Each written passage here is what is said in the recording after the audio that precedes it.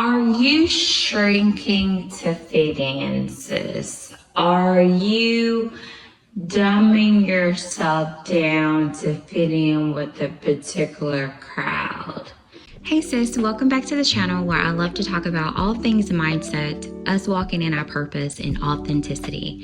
So today we're going to talk about being unapologetically authentic. Yes, being yourself and stop trying to shrink to fit into the crowds that are not feeding into the highest version of who you are, which is the person that God created you to be when he formed you in your mother's womb. There's a famous quote by Marianne Williamson. I want you to look more into the entire quote. And some of you may have already heard this, but this is one of my favorite quotes. When I heard this years and years ago, I knew that it was speaking to my soul. I knew that it was speaking to the highest version of me. And I knew that I did not have to shrink in order to fit in with a particular crowd anymore. And I quote, "Our deepest fear is not that we are inadequate. Our deepest fear is that we are powerful beyond measure. It is our light, not our darkness, that frightens us. Our deepest fear is not that we are inadequate. Our deepest fear is that we are powerful beyond measure. It is our light, not our darkness, that frightens us." I encourage you to go and look up that entire poem. It's really going to speak to you moving forward authentically in your purpose and who God has created you to be, and not shrinking in to fit in with the crowd. Let's look at 2 Corinthians 13 and 5. Paul is giving some advice to the church, and he says, "Examine yourselves to see if your faith is genuine. Test yourselves. Surely you know that Jesus Christ is among you.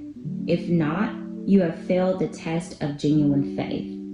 So Paul is saying here, he's encouraging us to test ourselves. Hey, test yourself. Are you being yourself? Are you being your authentic self that God has created you to be? Surely you know that Jesus Christ is among you. So surely you know that God has created you for something more, right? That's what that says to me. Surely you know God has created you for something more. If not, you have failed the test of genuine faith. So as we begin to walk in our authentic selves, we should be also walking in genuine faith. When we become genuine, we then release genuine faith. For 2 Corinthians 13 and 8 says, "For we cannot oppose the truth, but must always stand for the truth." So if we don't oppose for the truth and we must always stand for the truth, that means that we have to be walking in our truth. That means that we have to be showing up as authentic as we know how to be, which is our true selves, which is our genuine self. So if we oppose the truth, that means we are standing in our truth.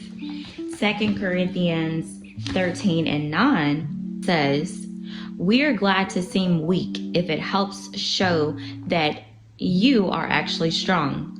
We pray that you will become mature." We are glad to seem weak if it helps show that you are actually strong. So if it helps for us to be humble in order for God to be made strong in our lives, to be shown strong, yes, that is credible. But we should not be shrinking in to fit into a particular crowd, because that weakens us. That weakens the light that God has put on the inside of us. However, if we are remaining humble and we are allowing God to show up strong in our lives, that's credible.